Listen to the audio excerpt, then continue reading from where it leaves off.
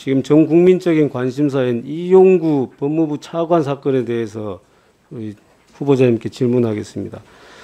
경찰청이 지금 행안부 소관이고, 그다음에 우리 후보자님이 법사위원 때 이 부분 특가법 개정 때 관여하셨기 때문에 그 견해나 소신에 대해서 묻는 것이니까 성실히 답변해 주시기 바랍니다. 자, 이 사건은 2000년 11월 6일 밤 11시 30분경에 이용구 차관이 서초동 자신의 아파트에 도착한 후에 잠을 자고 있으니까 택시 운전사가 깨웠습니다. 그러자 멱살을 잡고 욕설을 하고 이런 사건입니다. 자, 그런데 경찰은 이 사건에 대해서 특가법을 적용하지 않고 단순 폭행으로 간주해서 내사 종결 처분했습니다. 알고 계시죠? 예. 예. 자, 그 경찰의 내용이 왜 특가법을 적용하지 않고 내사 종결 처분했느냐? 그게 2015년 헌법재판소 판례를 예를 들면서 공중의 교통 안전과 질서를 저해할 우려가 없는 장소에서 계속적 운행할 의사 없이 자동차를 정차한 경우에는 특가법 적용 대상이 안 된다라는 이 판례를 근거로 들면서 내사 종결 처분했어요. 자, 근데 이 판례는 2015년 5월 29일에 지금 후보자가 지금 관여하신 이 법 개정이 이루어졌습니다. 근데 이 판례는 2014년 5월 18일에 일어난 사건이고 그 후에 헌법재판소에서 판결한 겁니다. 그래서 이 판례를 든 것은 이 판례와 그 헌법재판소 판결 속에 들어있는 대법원 판례, 그것은 모두 다 이 법 개정 이전의 걸 얘기하는 것이고 이 법 개정 후에 내용을 반영하지 못한 그런 경찰이 잘못 인용한 것으로 보이거든요. 여기에 대해서 어떻게 생각하십니까?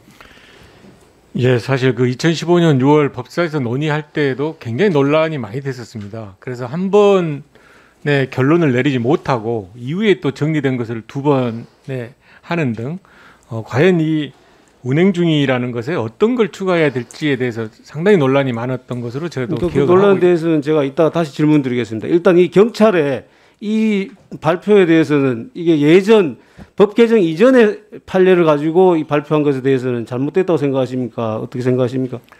앞에서 말씀드렸습니다만 제가 후보자 입장에서 이미 경찰의 조치에 대해서 어떤 판단을 이야기하는 것은 좀 적절하지 않다고 생각합니다. 그러면 이따가 후보자의 본인의 견해를 한번 물어보도록 하겠습니다. 자, 일단 이 법률은 원래 어떻게 되어 있었냐면은 운행 중인 자동차의 운전자를 폭행하거나 협박한 자는 이렇게 처벌한다라고 되어 있었어요. 그런데 이 법 2015년 개정할 때 운행 중이라는 곳에 가로를 치고 뭐라고 했냐면은 여객 자동차 운송 사업을 위하여 사용되는 자동차를 운행하는 중. 이거 뭐 버스나 택시를 얘기합니다. 버스, 택시를 운전하는 중에 운전자가 여객의 승차, 하차 등을 위하여 일시 정차한 경우를 포함한다. 이렇게 했습니다. 이게 운행 중의 개념에 포함된다라는 취지로 지금 이걸 규정을 해놨거든요.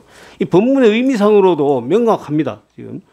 그다음 두 번째, 이 법률 개정 이후에 처벌된 사례가 있습니다. 2019년 2월에 아파트 앞에서 하차했는데 거기서 시비가 붙어서 멱살을 흔들어서 2주 상해를 가한 사건입니다. 이 사건에서 징역 1년 6월에 집행유예 2년의 판결을 선고받았습니다. 이 당시에 이 피해자도 처벌 불허냈어요. 이용구 차관 사건하고 똑같거든요. 그런데 이용구 차관 사건은 내사 종결 처리되고 이 사람은 징역 1년 6월에 집행유예 2년 판결을 선고받았습니다. 이렇게 되면은 어떤 국민이 법이 형평이 있고 공정하게 적용된다고 생각할 수 있겠습니까? 자, 또 한 가지는 이 법률 개정 후에 이 특가법 적용이 합헌이다라는 판결도 헌법재판소의 판결례도 있습니다. 이 헌법재판소는 뭐라고 판결을 했냐면은 여객의 승하차 등을 위한 일시 정차의 경우는 요금 시비 등 대중교통 이용 과정에서 다툼이 가장 빈번하게 발생하는 상황이라고 볼 수 있고 일반적으로 계속적인 운행이 예정돼 있어서 주행 중인 경우와 공공의 안전에 초래한 위험성이 다르다고 보기 어렵다. 즉 주행 중인 경우와 마찬가지로 처벌한다는 의미로 이게 헌법재판소가 이미 판결을 했어요. 자, 이런 지금 여러 가지 상황을 보면은 이 경찰이 얘기한 그 논리도 잘못됐고 결론도 내사 종결하는 것은 잘못됐다고 보이거든요. 자, 그다음 또 한 가지 더 말씀드릴게요. 이때 이 2015년 법률을 누가 발의를 했냐면 우리 당 김성태 의원이 발의를 했습니다. 이때 제안 이유를 보면은 뭐라고 되어 있냐면 이렇게 되어 있습니다. 사업용 버스와 택시 기사에 대한 폭행 사건들이 굉장히 많은데 이 폭행 사범이 14,000 뭐 이 정도 된다고 그래요. 2010년부터 2013년 사이에. 그런데 단 100명만 0.69%만이 구속돼서 처벌받았다. 처벌이 굉장히 약하다. 이게 왜 이러냐? 특가법이 정한 운행 중인 자동차의 범위를 자동차가 실제로 주행 중인 경우만으로 매우 협소하게 해석하는 것에 원인이 있다. 그래서 제한 이유를 뭐라고 했냐면은 버스, 택시 등 사업용 자동차의 경우에는 승객 승하차를 위해서 정차한 경우도 이 특가법 5조의 10 1항의 운행 중이라는 개념에 포함되도록 하자는 것이다. 이렇게 제한 이유를 설명하고 있습니다. 이때 왜 이러한 법률이 나왔냐면요. 이 운행 중이라는 개념에 대해서 대법원 판례가 지금 해석을 이렇게 하고 있었습니다. 신호등으로 일시 정차한 경우 신호등에 이거는 처벌된다. 운행 중으로 볼 수 있다.